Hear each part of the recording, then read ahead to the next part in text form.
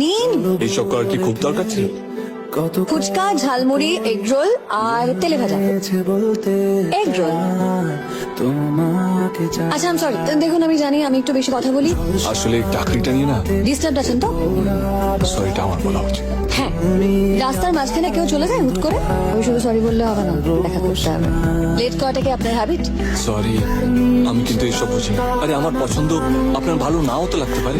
আমার পছন্দের কথা আপনি ভাবছেন কেন? আপনি আপনার পছন্দের কথা বলবেন। বেশ তাহলে।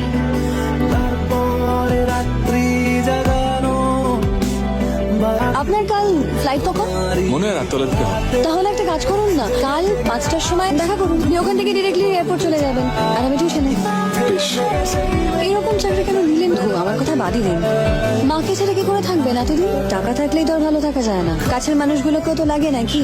জেগে ছাড়ুন এসব কথা। কালকে 5টার সময় দেখা হচ্ছে। হ্যালো, কোথায়?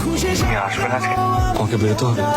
আজকে আসতে পারবো না, রাখলাম। হ্যালো হ্যালো, তুমি এখানে? না মানে আপনি এখানে? তুমিটাই থাক। বিদেশে চাকরিটা ছেড়ে দিলাম, কোথাও যাচ্ছি না। মায়ের জন্য, তোমার জন্য এখানেই থাকবো। দাদা, শ্বশুর বাড়ি যাবি, একা সবকিছু সামলাতে পারবি তো? আমি তো আছি।